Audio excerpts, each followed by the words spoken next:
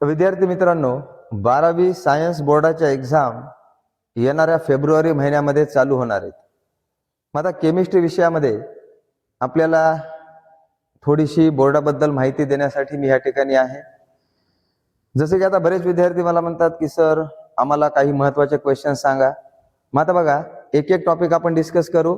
त्याच्यामध्ये काही महत्त्वाचे क्वेश्चन्स मी तुम्हाला सांगतो, तुम्ही त्याचे आन्सर बोर्डाच्या बुकमधून शोधून घ्या, त्याचे आन्सर्स व्यवस्थित लिहा आणि काही अडचण असेल तर तुम्ही आमच्याशी संपर्क करू शकता.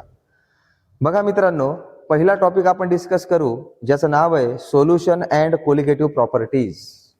बघा, सोल्युशन अँड कोलिगेटिव्ह प्रॉपर्टीज.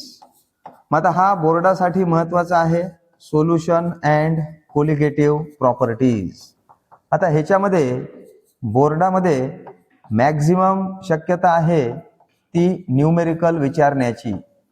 बघा, न्यूमेरिकल विचारल्या जाऊ शकतो, म्हणजे न्यूमेरिकलवर थोडासा तुम्हाला फोकस करणं गरजेचं आहे. न्यूमेरिकल्स येण्यासाठी आपल्याला हे कळणं गरजेचं आहे की बाबा फॉर्म्युला काय. फॉर्म्युला माहित असेल तरच आपल्याला न्यूमेरिकल सॉल्व्ह करता येईल, अदरवाईज सॉल्व्ह करता येणार नाही. आता ह्याच्यामध्ये काही महत्वाच्या गोष्टी सांगतो ज्याच्यावर क्वेश्चन आपल्याला एक्झाम मध्ये विचारला जाऊ शकतो. बघा, पहिली महत्वाची गोष्ट definition of solution.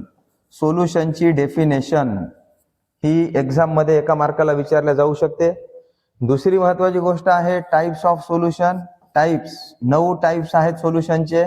Types of solution, ह्याच्यावर एक वाक्यामध्ये क्वेश्चन आपल्याला विचारला जाऊ शकतो. एका वाक्यामध्ये आन्सर लिहा असा क्वेश्चन एक्झाम मध्ये येऊ शकतो, किंवा सोल्युशनच्या टाइप्स एक्सप्लेन करा असाही क्वेश्चन बोर्डाच्या एक्झाम मध्ये येऊ शकतो. त्याच्यानंतर काही मेथड्स आहेत. बघा, methods to express concentration of solution. त्याच्यामध्ये मोलॅरिटी, नॉर्मॅलिटी, मोल फ्रॅक्शन ह्याच्या डेफिनेशन्स एक्झाम मध्ये येऊ शकतात. मोलॅरिटी आणि नॉर्मॅलिटीवर न्यूमेरिकल एक्झाम मध्ये येऊ शकतो, त्याच्यामुळे त्याचीही तयारी बऱ्यापैकी आपण केली पाहिजे. त्याच्यानंतर आपल्याला असंही विचारलं जाऊ शकतं की what is the effect of temperature on the solubility. टेम्परेचरचा सॉल्युबिलिटीवर काय परिणाम होतो. मग त्याच्यामध्ये solubility of solid in liquid, solubility of gas in liquid, Henry लॉचं जे काही मॅथमॅटिकल इक्वेशन आहे त्याच्यावर न्यूमेरिकल आपल्याला विचारलं जाऊ शकतो. आणि 2 मार्कासाठी हेनरी लॉची ऍप्लिकेशन सांगा असाही क्वेश्चन एक्झाम मध्ये विचारल्या जाऊ शकतो.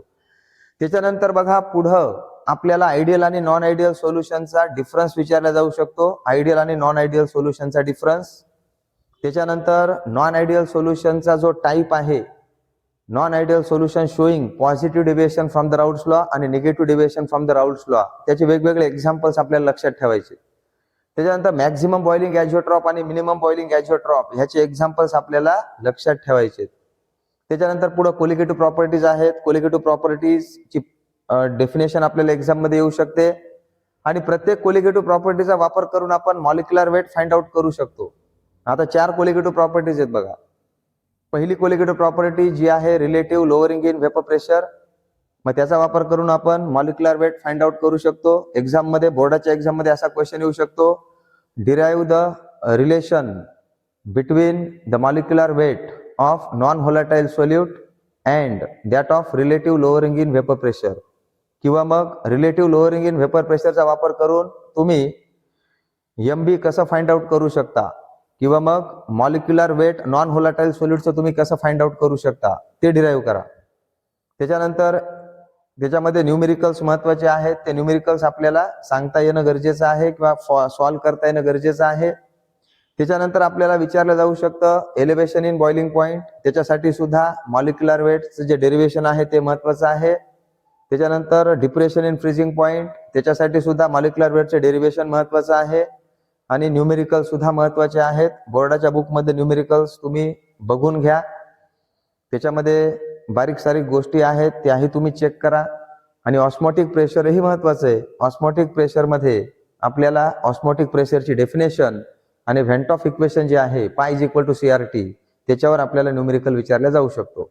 किंवा मग 2 मार्काला मॉलिक्युलर वेट डिटरमाइन तुम्ही कसं करू शकता, किंवा त्याचं रिलेशन काय आहे, मॉलिक्युलर वेट आणि पाय म्हणजेच ऑस्मोटिक प्रेशर ह्याचं रिलेशन काय, असा क्वेश्चन बोर्डाच्या एक्झाम मध्ये विचारला जाऊ शकतो. त्याच्यानंतर व्हेंट ऑफ फॅक्टर वरचे न्यूमेरिकल्स आपल्याला विचारले जाऊ शकतात. म्हणजे असं एकंदरीत बघितलं तर हलके फुलके क्वेश्चन्स सोल्युशन अँड कोलिगेटिव्ह प्रॉपर्टीवर आपल्याला विचारल्या जाऊ शकतात.